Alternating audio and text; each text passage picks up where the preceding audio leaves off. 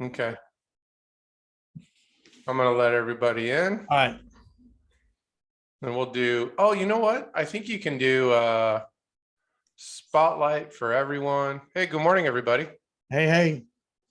And then maybe I'm at as a spotlight. There you go. Technology. It's working today. Fantastic. Barely.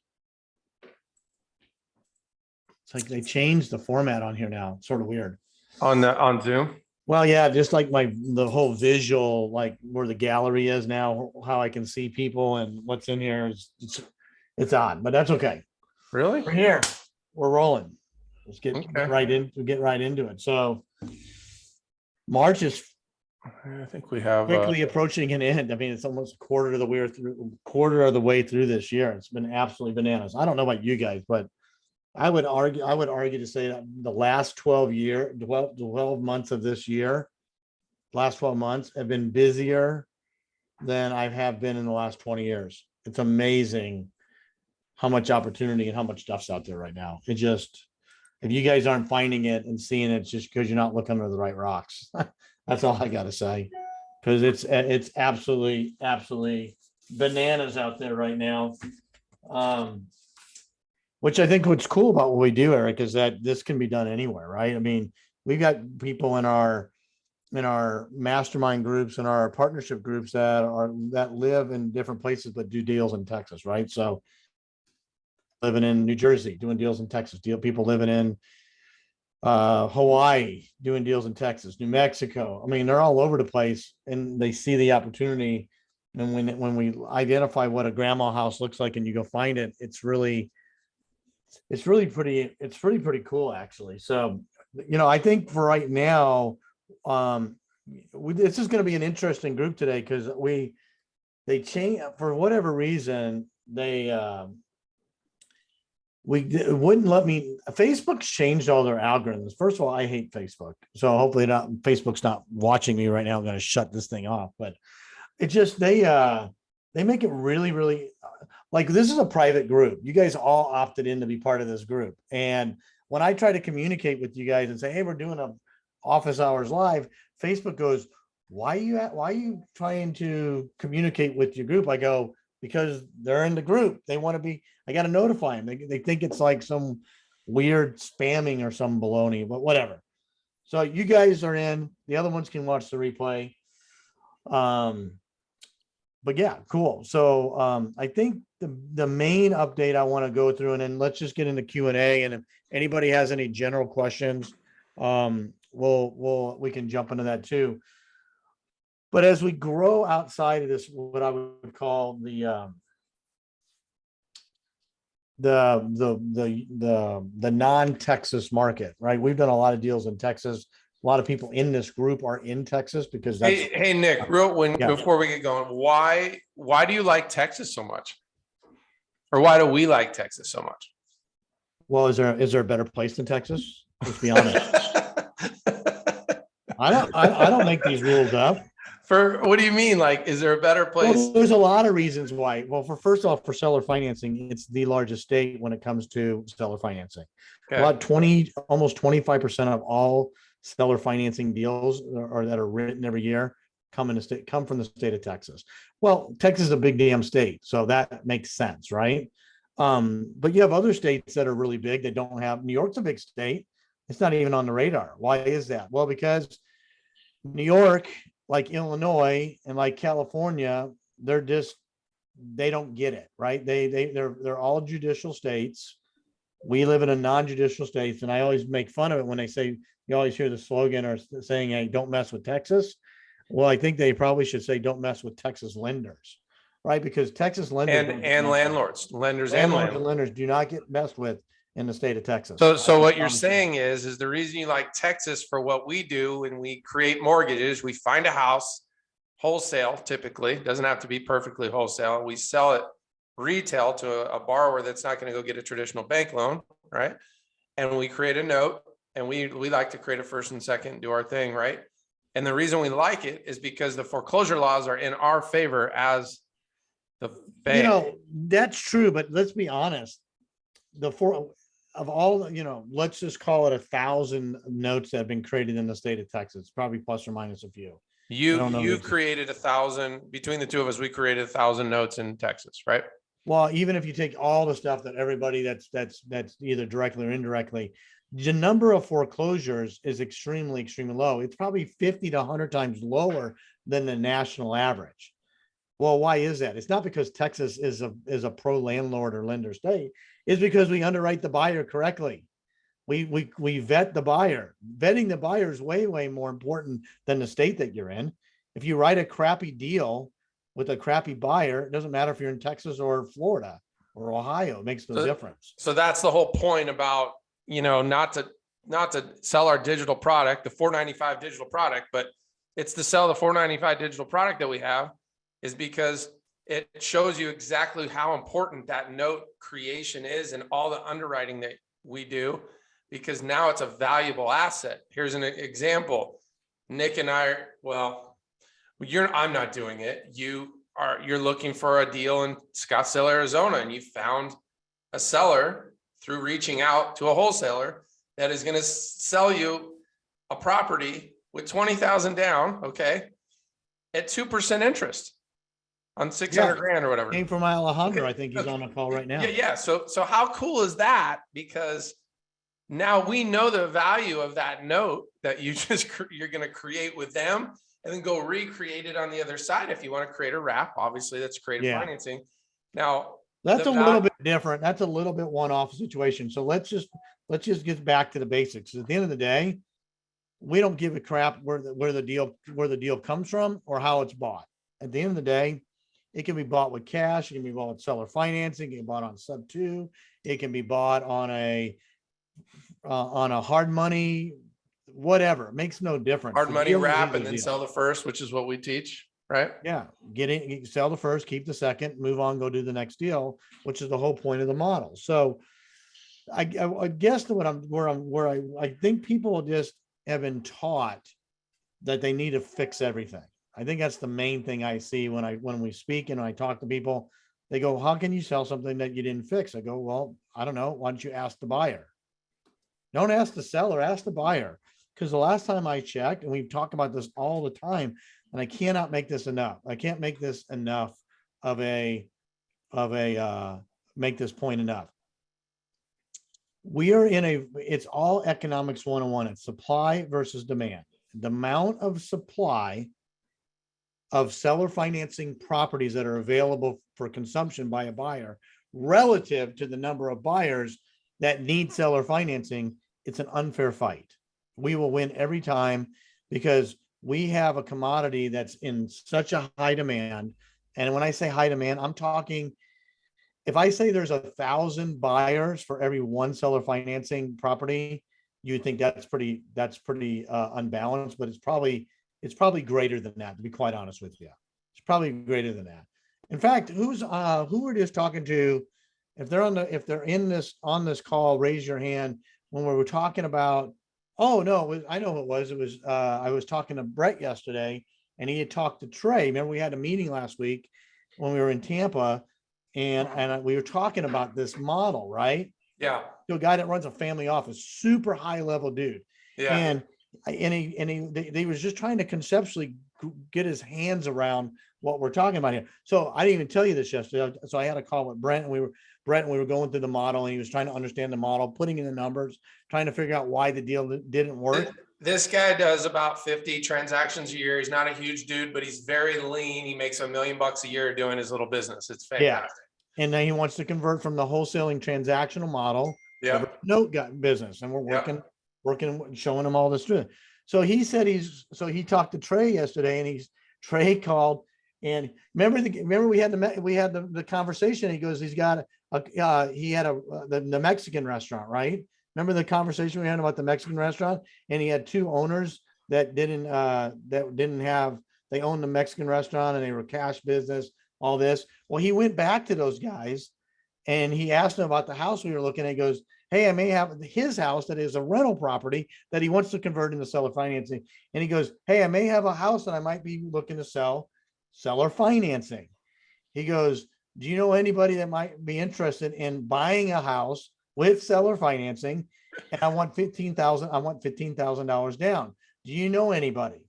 And the guy comes back and goes, not only do I know somebody, but I have probably, I could probably move every property that you have with $15,000 down because there's such a demand And for. and there, this in Gainesville, right? This is in Valdosta, Georgia. Oh, right. Brett's in Gainesville, but Yeah. the Yeah. property's in Belmont. Oh, this is Trent. This is Trey that went back and gave him back. Yes, Trey script. went back That's right, to the guy that owned. Remember, I think he financed the Mexican restaurant. Okay. Yeah. Oh, he that's financed- right. He's an investor. So his he's an family investor office that funded financed a the Mexican restaurant to Yeah. the Hispanics that own the Mexican restaurant. Right. Then he has the rental property that he was going to sell because he's tired of being a landlord. How many times have you heard that? Yeah, we underwrote that. Yep. And he goes back and goes, so he goes to the guys that own the Mexican restaurant. He goes, remember, I think he said they were going to pay it off early, right? Or something like that. He goes, I gave him like 5 years or 8 years and he's going to pay it off in 3 years. He went to them and goes, hey, I have a house for sale. It's a rental property. I no longer want it as a rental. I'm going to sell it. I'll sell it with terms on seller financing because he owns the property. How he acquired it is irrelevant. And he goes, I want $15,000 down and I'm going to sell it for $150,000 or whatever the number is. And he goes, do you know anybody that might be interested? And that's what I said. He goes, yeah. Well, not only do I know somebody is interested, but if we can buy as many as you can provide if you'll give us financing on $15,000 down. And that is the rule, not the exception most of the time. That's all I'm going to say. So it's just but it doesn't matter where they come from, whether they're Social Security or ITIN buyers or whatnot. The number in America right now, this is really important. And this number depending on where you get your data from, you can Google it and you can search it. You can go to whatever. There's 1,000 different, not 1,000. There's hundreds of websites you can get for this data.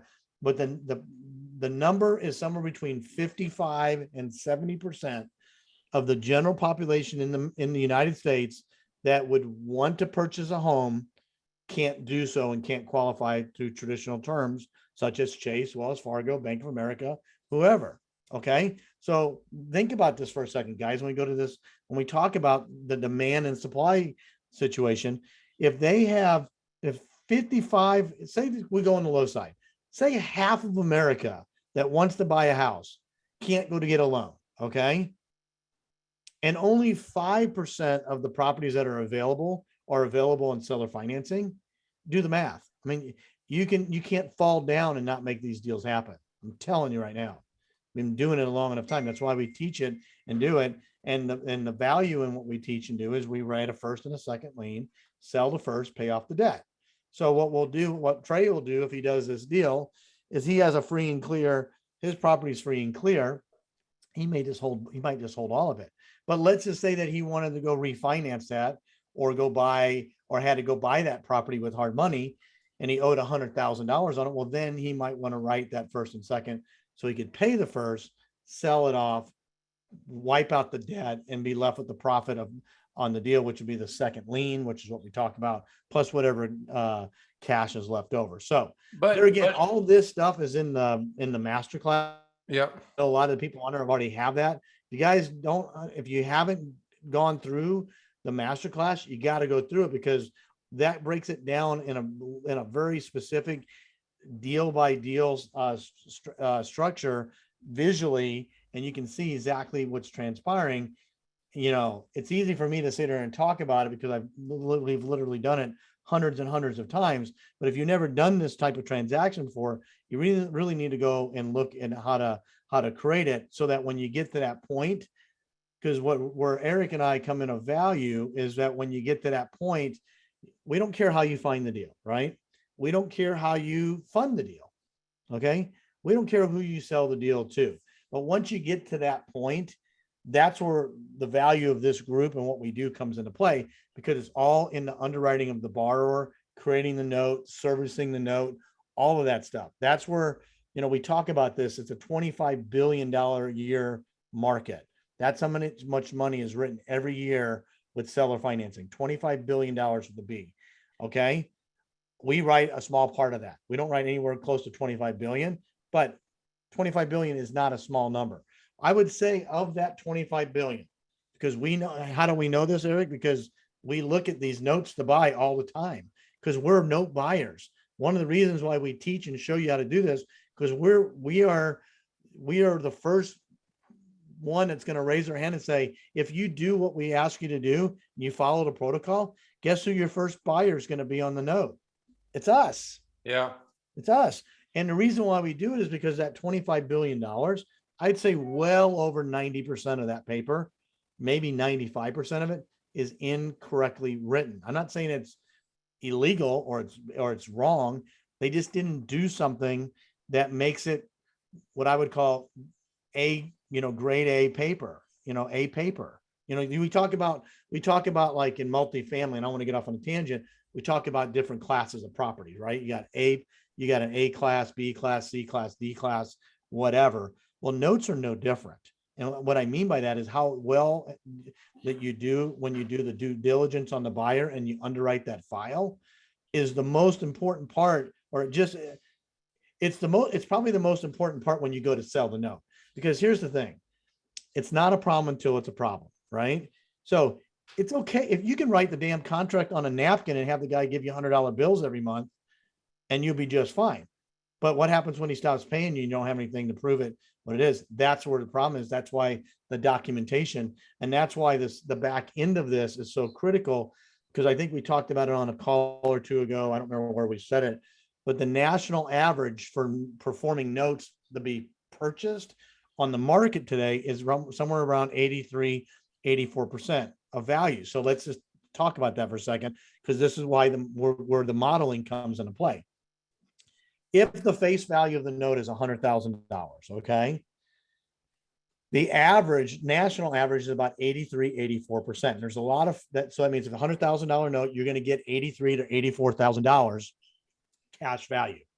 You're not going to get $100,000 because it's a 30-year note. I mean, there's time value money you got to take into consideration. But more importantly, it's that file that determines the value. We talk about, cars all the time. We talk about, you get 2015 Ford F-150 pickup trucks. One's in pristine condition. One's been beat to shit. And it never had an oil change. There's dings on it all over the place. The paint's all peeling. Which one's worth more money? They both got 50,000 miles on it. Well, the one that's in better condition. Well, notes are the same way. And what people fail to realize is that all that stuff that you do when you underwrite the buyer, and somebody asked a question, RMLO, we'll get to that in a second. All that stuff like the RMLO, the underwriting of the borrower, the collecting of the 1003, which is the application, the servicing, the way that's structured, the way the promissory note's written, all those things are integral parts to establishing the value. So that 83, 84% national average, we're at like over 90. Okay. So you go write a note and you want to sell it in Georgia, for example, you're going to get you're probably going to get on average 7 to maybe 9 points higher on the same thing by just creating the note correctly. Now, you don't need to know how to create the note correctly. You just need to know who to call and how to create it correctly. Okay. At the end of the day, this model and this program is all about just going and finding deals. You don't need to know how to underwrite the buyer. You don't need to know how to service the note. You don't need to know how to write the promissory notes. All you need to know is how to make it fit in the model and then go create it and sell the property to the owner finance buyer, and then let somebody else come in and do it. And depending on where it's located, that's what we do. And that's what we can help with. That's the whole point of the program, because we want you guys to write good notes. The reason why is because we want to buy the good notes that you write, so you can cash out of the deal. So that's pretty much it. So did I miss anything on that, Eric? Because I want to get into the questions now that we talked about this and just sort of go back and talk about this. It's not the how, it's the who, right? I know it's kind of cliche because it's the cool thing that's going on out there. Oh, it's in my car. But by Dan Kennedy. Yeah, right. So yeah, the who, not how, right? So I just put in the link to Constant Close. So Constant Close is one of the companies we work with that does transaction coordination, but guess what they're specialists in? They know the who, in my opinion. I think they know the who, and for pretty much everything that we do in our model. So when you go and find the property, okay, and then you, in your mind, you come up with your terms on what you want to exit on, they'll go finish the race for you. And I tend to want to do most of the work myself. And so when I start buying in other markets and going in markets, I love the note, I love the borrower, and I start buying notes in other, or I create notes in other markets. I tend to want to, and then I'm like, what am I doing? Like, get out of that and let them finish it. Because by the time they That's the finish that last deal, thing I'll you go buy should be 10 more. doing. I'll go buy 10 more It's notes. a 7 to 9% mistake, maybe. Okay. Do you want to make a 7 to 9% mistake? Yeah. You write one note for $100,000. Okay. But what if you write 10 notes for $1 million? Right. What's 7% on what's 7% of $1 million? It's 70 grand. Guys, what you have to understand is the cost of underwriting is not cheap, but the bigger expense is not getting maximum value for the note. I mean, I'm just telling you right now. The If you don't believe upside, it, the you don't upfront believe it, cost, go write a note incorrectly and go shop it and see what you get. it's no different than spending money for an inspector to do the change out carpet and paint. All that stuff, if it's done correctly, the note buyers of the world like us that are trained professionals to actually take that note that was written incorrectly and basically when you go and direct a seller with a wholesale deal, it's the same questions that we do for a note. Well, wait a minute. Yeah, what we're doing is when we build this note, we're doing the best finish out we possibly. Look, if you're going to flip a house, you may have a different opinion on what you want to do versus if you're going to buy and hold it, right? If you're going to buy and hold a property, I'm probably putting a brand new roof on it, more than likely. I'm probably putting a new HVAC unit in there. I'm probably doing everything new so I don't have to screw around with any of the deferred maintenance, right? Whereas if I'm going to retail, well, maybe I do, maybe I don't. Well, notes are no different. When we write these notes, you got to think about this for a second. We're writing these notes for 30 years, okay? And even though we're selling the first lien, we're really staying in this deal for up to 30 years as well because we're writing this, we're maintaining the second note. Well, we want the buyer to perform. We want it to do well. So we want to make sure we got the right person in there so we don't get into a non-performing default situation. There are note buyers in the world. Their full intent is to buy a non-performing note and kick the people out and flip the house. That's their business plan. Which horrible business model. Horrible business model. Well, I own notes that I bought with that mentality and actually because of the market changed my whole mentality.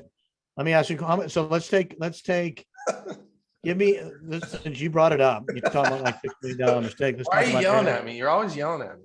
Let's talk about Eric's non-performing notes. Okay, let's just take one non-performing note. You can pick your best or your worst non-performing note. I don't really care. Pick one.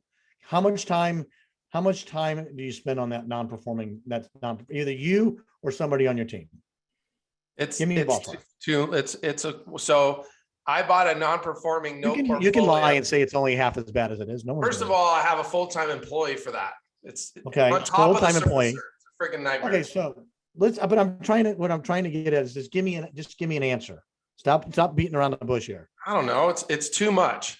Too much. Okay, so one deal is too much. So if you have let me compare. Let's compare a non-performing asset that I am just one of 70. Okay. Or I went and created a note and I've been paid for 52 months straight with not one phone call, nothing. And all of a sudden the market went up. And so that note is getting paid off. Okay. So the most, I bet you from the time of acquisition to disposition of that note, and just because the market went up, they paid me off, but you either get paid or get paid, right? So I got paid for 52 months and then they're going to pay me back majority of my money because of the amortization schedule, right? I bet you 10 hours. Just answer my question. 10 hours total on a people are starting to drop versus 10 hours a week. Okay. So how many of those can you manage if you're spending 10 hours a week on whatever it is? What's the multiplier of that? Well, you would have to hire more and more people to do it because I'm not going to do it. So can you manage 100 non-performing notes? It's like handling 100 flips. Yeah, pretty much the same thing because you got to make them reperform. So now let's go to the other side. Let's go to the performing note side. How many people have a mortgage with the bank? All right. That you don't have to, you can just raise your hand. I do. Okay. How many times do you ever call the bank? I'm only going to ask Eric because he's the one talking right now, but I know the answer on everybody that's on this call.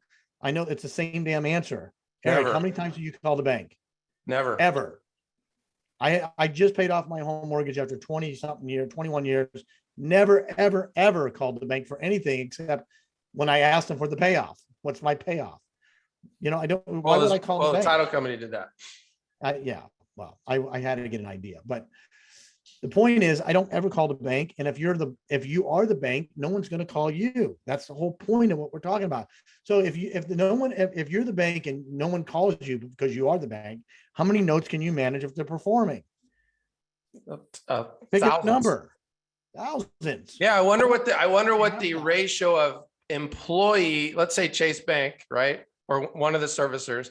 What's the ratio of employees to notes they manage? It's got to be, that's a good, well, hey, we'll have that on the next call. We'll do the study on that because it's massive. Well, like the local company that we use, they have over 7,000 notes under management. And that's August REI, right? August REI. I think she's got maybe 4 people, maybe 5. 7,000 notes she services and she has 4 people. Maybe 5. And they escrow everything. They escrow those taxes, insurance, and all that. That's where most of the time is spent. So yeah. Anyway, that's why we do what we do. That's why it's important to structure this stuff. Don't look, you guys are more than welcome to go try to do this on your own and try to beat the system. Go right ahead. But what you got to be careful of is that if you want us to potentially be the note buyer on those first liens that you require, unless you go through the protocol and use the system the way it is, but at the end of the day, we're not going to be anywhere near that 90%, because here's the reason why. Because now I got to go back and relook at everything that you did. Whereas if you would have followed the protocol, I already know what it is because we wrote it. You already used the right promissory notes. You already used the right servicer, the right title company, attorneys, whatever it is. But when you go, we're looking at that one, I don't remember where it is. They sort of went rogue on us, not intentionally. I don't remember where it was. It's like, okay, they're asking, well, can we pay for the note? I go, I don't know. I got to look at every damn document again. Go look how big that RMLO or that underwriting package is. There's hundreds of pages. Oh my goodness. There's 30 disclosures. If I got to go read every word of every sentence, it's just not efficient to do it. So let's just go into let's get some questions up there. Let's get some conversation going, because I know there's different levels of people in there. There's people in this right now that have gone through the whole class. Maybe they have some questions on how that is. New people that don't even know what the hell it is that we're talking about.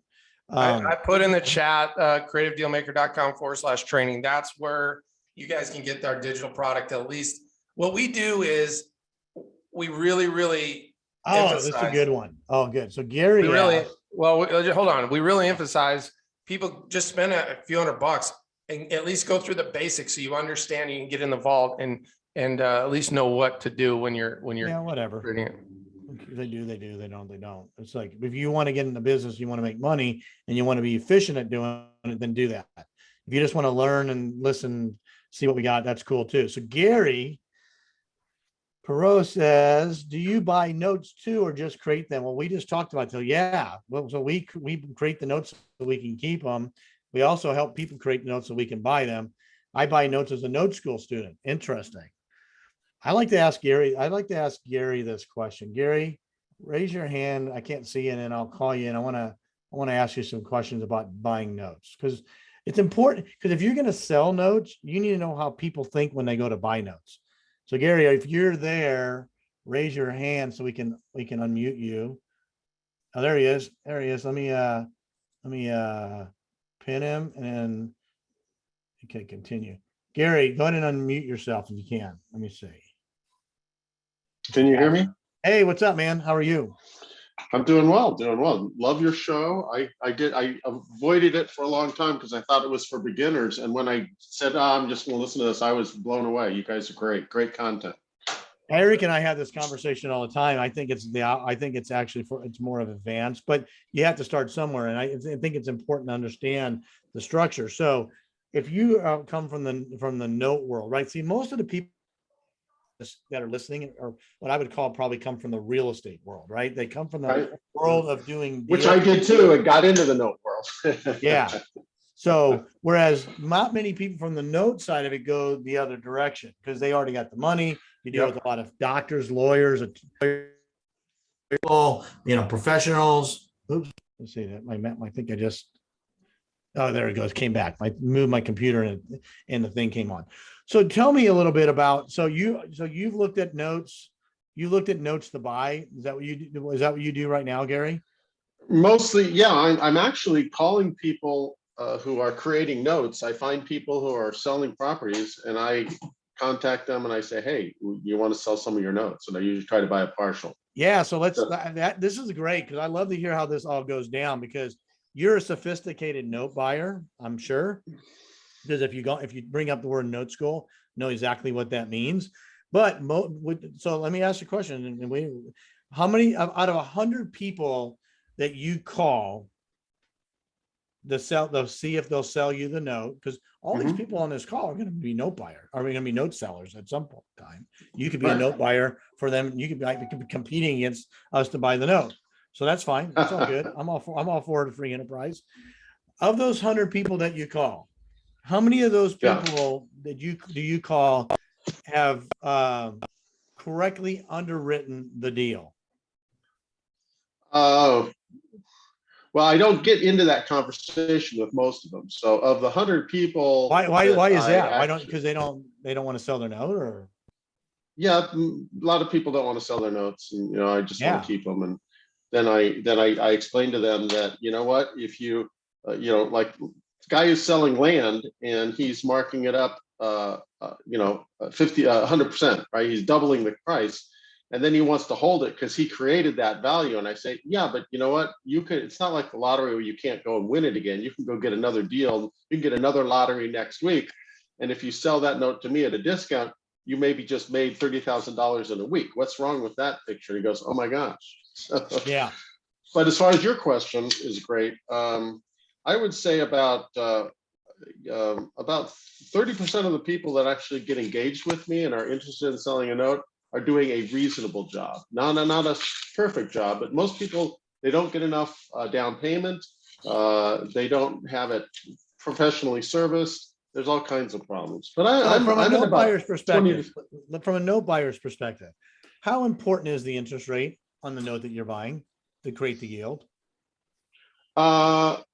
Fairly important, but there's a lot of other stuff that's more important. But that's the risk. When you start adding up those little bitty pieces, 2%, 2 points here, 3 points here, 7 points here, before you know it, you're giving up 20% discount. How about the you mentioned down payment? Like, what, from a note buyer's perspective, I see a lot of notes that are written with $500 down. I don't know about you, but but what would you recommend the minimum down payment, either in the form of a percentage or a dollar value, somebody should be probably obtaining from an owner finance buyer? Well, minimum is 5%. Minimum. I mean, it's like, if it's not 5%, I don't even want to consider it. But 10% is good, and a 20%. I'm meeting with a lady later today who takes 20% down, and that's like a killer opportunity, because the guy is it a percentage? Is it a percentage or a dollar amount that you, with your experience? Because I have dollar amounts start. For me, like dollar 10 for me, just like my experience of all the deals I've done, if someone gives me $10,000 down, now obviously I'm not going to take 10,000 on a $600,000 house, but if somebody gives me a minimum of 10,000 down and they're going to go add value to that property, my default ratio is very, very, very low. But so I was just curious if there's a dollar amount versus a percentage to you. I never wrote that down, but I think $10,000 mentally to me is sort of like a tripping point. That's enough skin in the game. That's enough for, so if someone is buying a $70,000 property and they give me 10,000 down, I feel like, because you could put a percentage down and it's like first and last month's deposit, and that's not enough skin in the game for them to do that. Now, keep in mind, underwriting that borrower, I mean, I'm taking less down on a deal right now, but the borrower, which is amazing, sent me their financials, and she's got $2.5 million in the bank, and she wants to, but she's probably not bankable. You know what I mean? Like, because of her income, but but in regards to a traditional bank, but her credit and her income from other things is, so it's pretty interesting. That'd be a Very good parcel. interesting. That'll be a good parcel for But you. let's just be I'll send like, it over. but if you're in the business of creating notes, right? If you're in a bit like we are, you want to get maximum value for the notes that you create. You don't want to have to give away you don't want to have to give you want to give as little bit of it away. And there's a lot of buyers out there that'll pay a premium. When I say a premium, I mean a less of a discount for something that is the buyer's properly vetted, the file's correctly stacked. It is serviced. It does have a application on it. It does go through Dodd-Frank compliance. It's a qualified mortgage. It's conforming. All those things that, people just don't take into consideration when they go to create the initial note. And here's what I say about most people. Most entities don't die, people do, right? People have life events. Entities do not usually, right? Mhm. So when an entity is the owner of this, they want it to be as long as possible because they want the cash flow over time, and they want the flexibility. But when I write a note today as an individual and I write it for 30 years, I'm getting $1,000 a month. Well, that's great until I need more than $1,000 a month. My kid gets married, they go to college, there's a funeral, there's a divorce, there's a loss of a job, there's, COVID, whatever. All those things are life events that affect. We're now no longer that. I rather have as much of that $100,000 note that I wrote instead of the $1,000 a month payment, and that's what eventually happened. So, well, there's just as many events that happen with note buyers and note owners as there is with investors that own real estate, own property, and that's why if you structure your note, you structure your exit, you have right of first refusal on all this stuff. It gives you the opportunity to stay in the game without actually owning the real estate and controlling it. It's control, not own, right? Yeah. So let's go through a couple. Gary, thanks for doing it, man. I appreciate that. And hey, Gary, check in the appreciate it. chat. I put my email in there. Send me your email so I have some information. I might have something for you to look at as well. Thank you. Will do. Hey, Gary, what market are you in, or where do you live? I live in LA, but as a note buyer, I'm all over. I do like Texas. We might move to Texas one of these days. My wife grew up there, I was born there. Good luck getting a U-Haul. Good luck getting a U-Haul. I know, exactly. Texas. Exactly. Good luck. Good. You have to fly to Texas, drive the U-Haul back both ways. They probably would pay you money to drive the U-Haul from Texas to California. And I'm not joking when I say that. No, I probably would. Yes. We would probably do that. Hey, Gary, thanks. Let us know if we can help you any other way. Thanks, Gary. Sure. Thanks. Uh-huh. Hey, Nick. So Gene has a question on a deal. He actually has the spreadsheet. Do you want to? Yeah, Gene. So do you have? If I give you screen share, Gene, let's get Gene on. And Gene, can you pull up the model and we can walk through it real quick? Well, it's in the chat if you want to pull it up. Well, that's a link. That's a picture. I don't know what that is. No, sure. I can pull it up. It's fine. It's in there. It's down I there. don't know. Where's Gene? Let's get him on here. Yeah, where's Gene? Gene, raise your hand so you go to the front of the line so we can see you. You had too many people. Okay. Let's see how I raise my hand. While you're doing that, Tyler asked, do we buy in Florida? Yeah, I mean, we'll buy notes. We buy notes anywhere. The key is writing them correctly. Now, I will say this: all notes are not created equal. $100,000 note in Ohio isn't the same as $100,000 note in Texas. You got the buyers, but you also have the asset that you're looking at when you do this as well. How old is the asset? What's the condition of the asset? When I say asset, I mean house, right?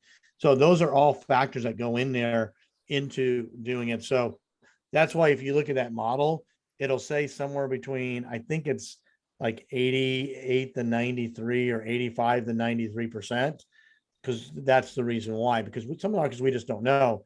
But what's cool about what we're able to do, if you go through the program and you do this, and let's say you're going to write a note in Florida, okay?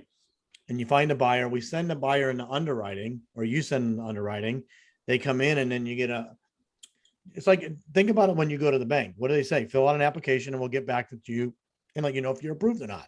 They don't give you, most of the time, you don't get instant approval. Sometimes you do, a lot of times you don't. So that's all that this is. So when that goes in and you get that report back, gives you an opportunity to look at that buyer's preliminary report, and then you can make a decision if you're going to approve the buyer or not. Well, guess what? You can take that information, you can send that over as well, and we can look at the buyer's information, or you can send any note buyer for that matter, and say, hey, based on this information, what would you pay for this note?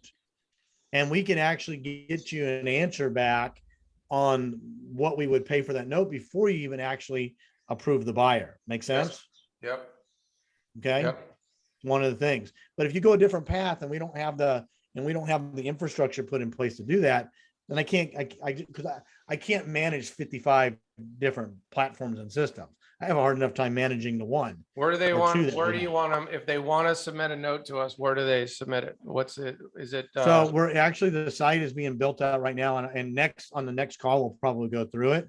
Okay. So we'll probably bring that up next week. I If thought you it was, have a note, wasn't it deals at creativedealmaker.com? And then it'll. yeah, it's all going online now, so we're not even going to use the email. All right. anymore. All right. It's all going to Cool. go to an online portal where you can submit the deal in there. And then Here, it'll let's come in. let All right, so let me, Gene let me share his okay. screen. Okay, let's add him here, and let's see if I can give him screen share.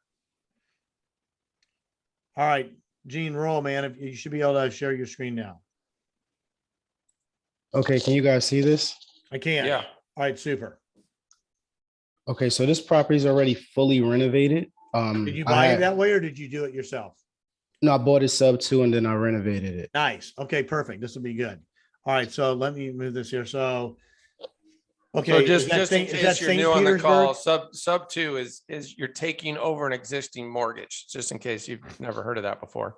But at the end of the day, it doesn't matter how you acquire, because we Right. don't really care how you get to this point. So what we want to look at is we're gonna go through this here as we go. So let's walk through this. I could see. Okay, you made some changes on. I think you're using an old model, which is not a problem. Make sure you go get the newer model, okay, which is at I think it's at cashflowdealmachine.com.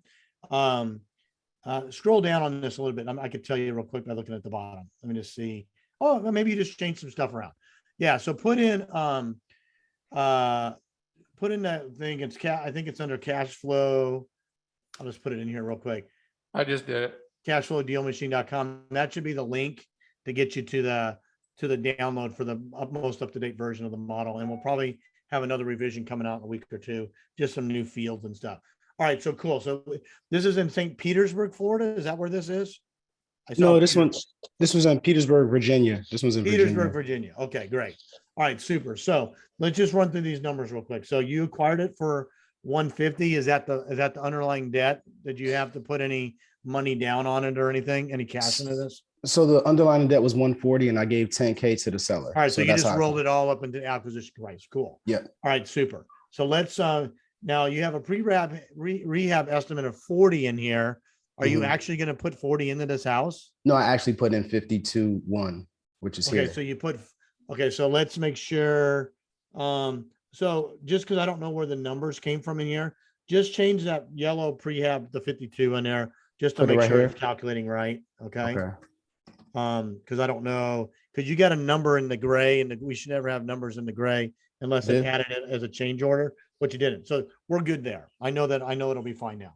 All right, so now let's scroll down there. So so your cost basis is basically 202,000. Is that right? 150 plus the 52 down, or Where are you looking at? So I can well, make sure you I'm said looking you at the bought same it for spot. 150 Yep, and you put another 52 in of cash, right? correct.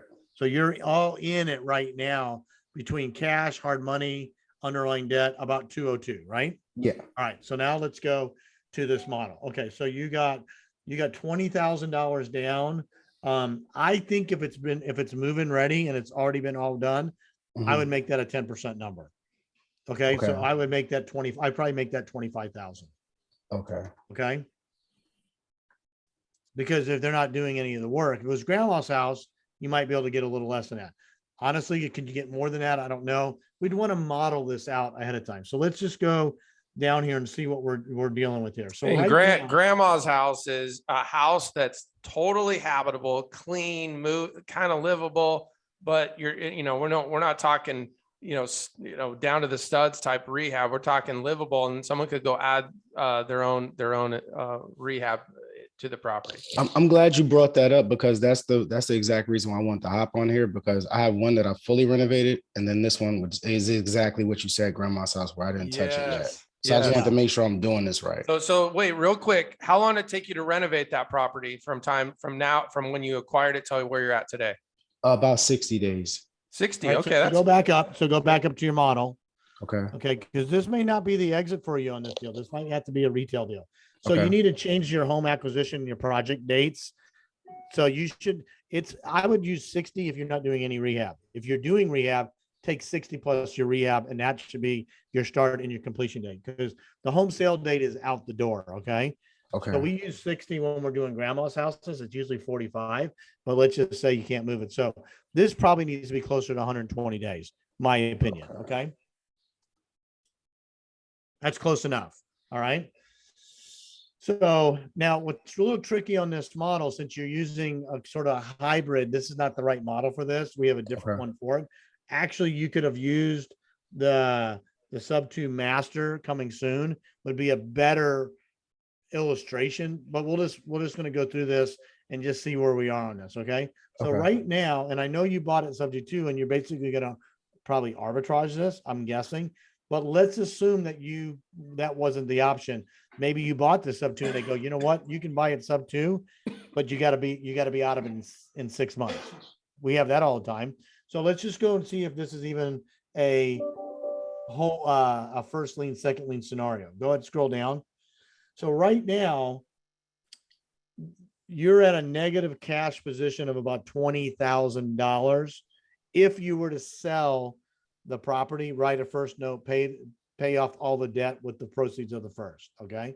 That's what that means.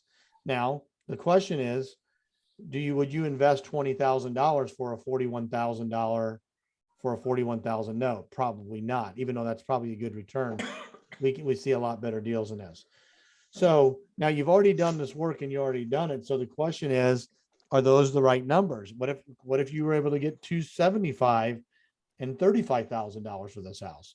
So I think what you're going to probably need to look at here is that you would not want to, if your model was to create a first and a second and pay off the debt and stay in it, this does not work. Okay. You would not do this for this number. However, no, you wouldn't do it, but maybe someone else would. Maybe they think that's a good return on their investment. Maybe so. Right? Okay. I mean, do you want to put 20,000 in to make 40,000? Here's the other challenge that you're going to have with this. You got the first lien at 8%. The discount's probably going to be less than that. Yep. So I would probably, if you're going to write an 8% note, I would probably go up and change that to maybe 88 on the UPB. Right here. Yeah, because what you're going to do is it's going to affect the yield, right? Investors buy mostly on yield. So now let's go to the bottom and see what the yield number calculation is.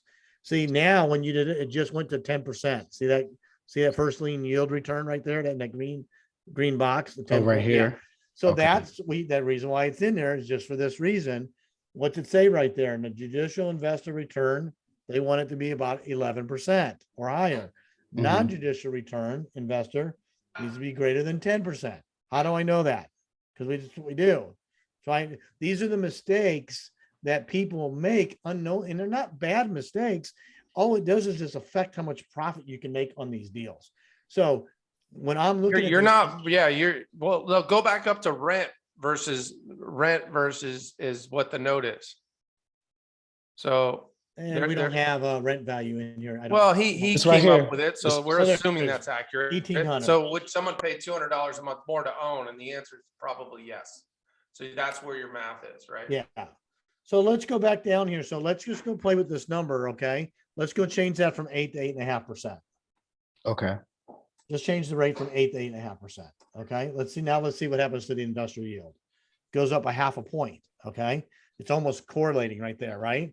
So now if the return is, so now you're a lot better off there. See how those things sort of, they're levers and they go up and down. So that's why it's important to know what this stuff is, but we want to model as conservatively as possible. So 8.5% still a pretty good rate. That's going to put you there. I think those numbers are there. But now what happens is that now your investment is up to 24,000. and to generate a $41,000 note in a second position. Let's go up to the top again. Let's see. I'm just curious, what did this house look like when you bought it subject to? Was somebody living in it when you got it? Yeah, it was completely dated. But I have like the updated like video of it here. Do you have the original pictures? I mean, we're not going to go change what you've already done. I'm just curious. Yeah, Because here's I the have it. question you need to ask yourself. This is really important. If you didn't do $50,000 in rehab and you didn't wait 60 days to finish it, what could you have sold it for? And would you have made as much, roughly the same amount of money? And the Okay. answer almost inevitably is yes. But Mhm. what you gain from that, doing it that way, that most people don't understand, is you gain velocity. Because if you're not doing a fix and flip, for example, which is basically what this is, right? Oh, no, If I you're doing a read it. fix and flip, then you're probably local to that thing. So was that before?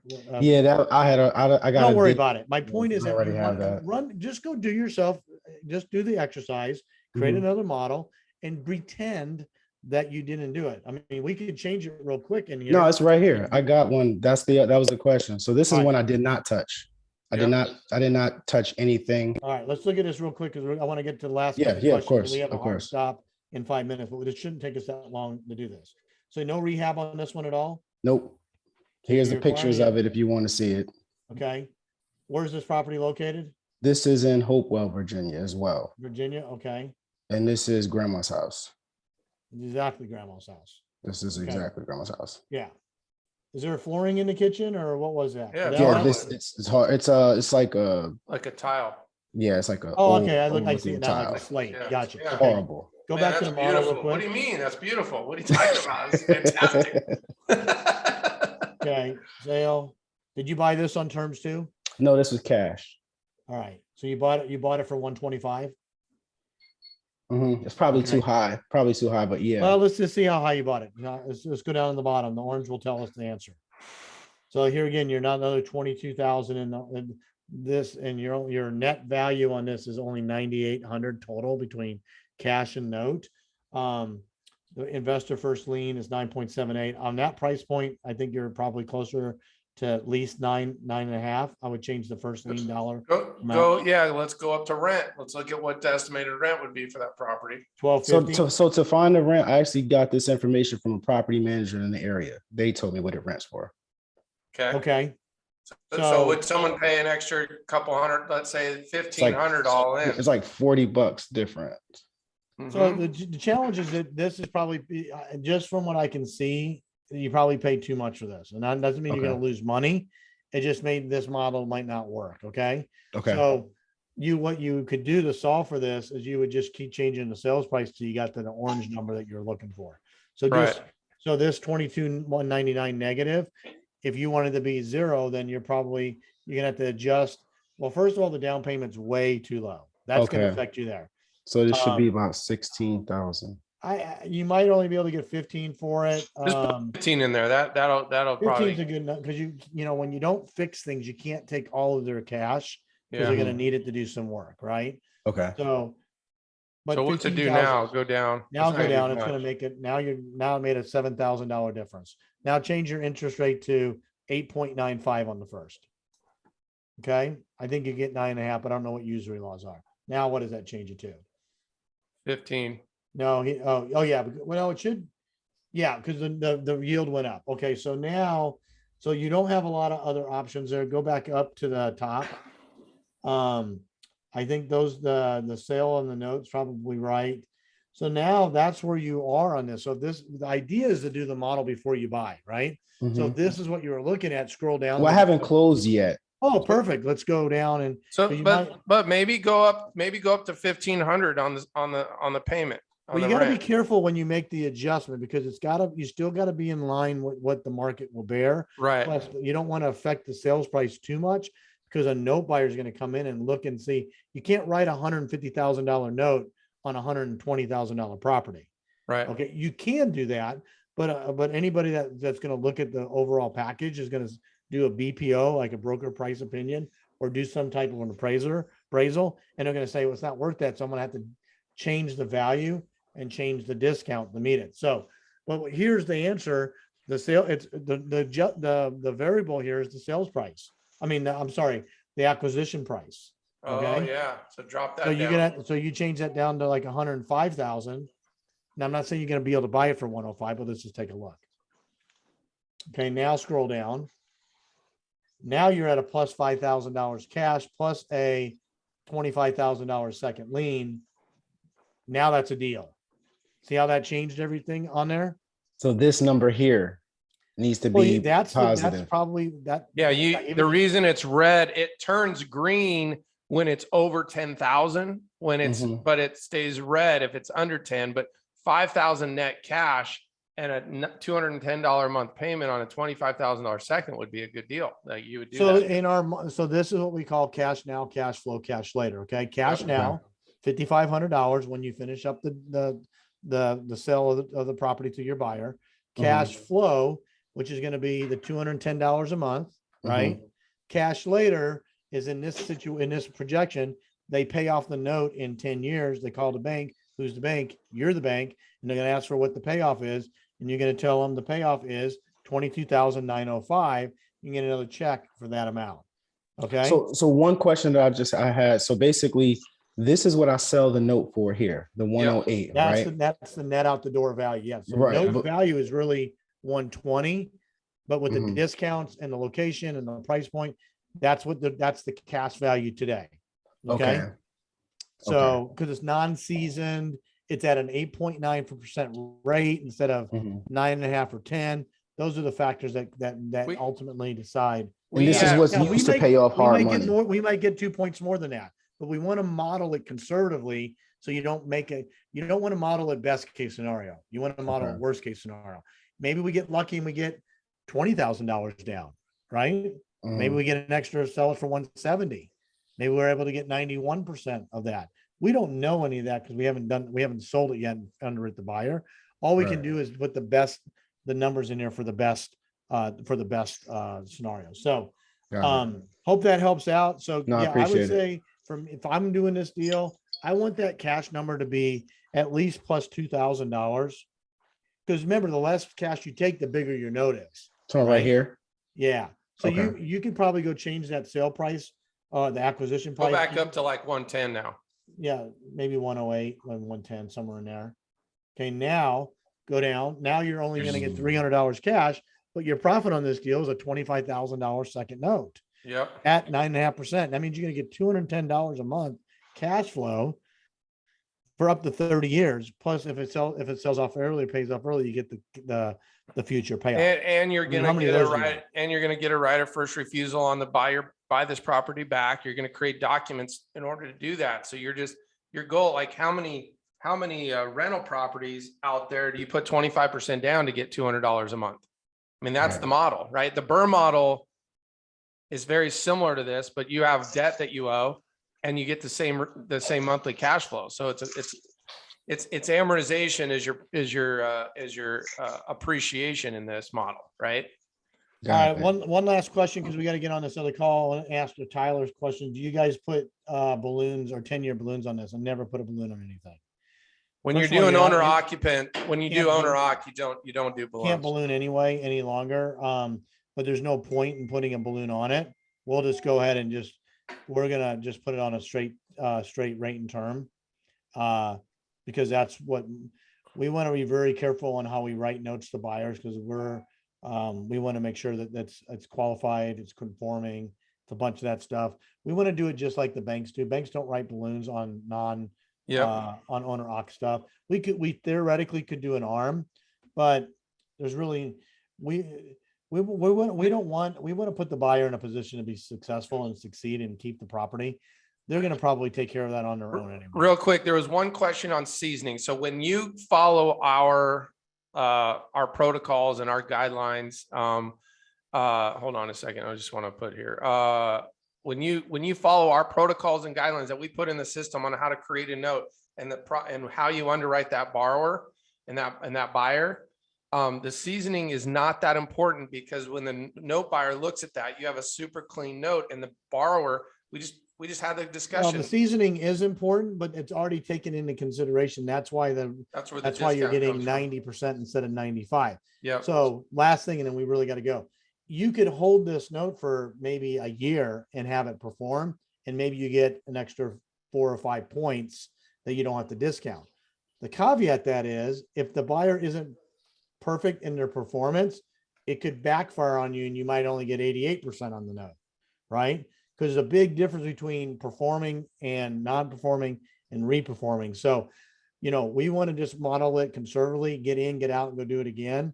But you could do that if you choose to do it. I would not recommend modeling it that way, unless you just have a shit ton of equity in this deal that make it happen. So, guys, let's go. If you guys have any questions, put them in the Facebook group. We'll try to answer them. And then we'll be back on next Tuesday, same time to go on. So we got to roll, guys. Thanks for hanging out. Appreciate the help. If there's anything you need. Yeah, from we'll us, see you let us guys know. next week, and please be active in the Facebook group, and we'll try to get back to you guys on some of those questions as well. All right. You guys have a good day. Peace.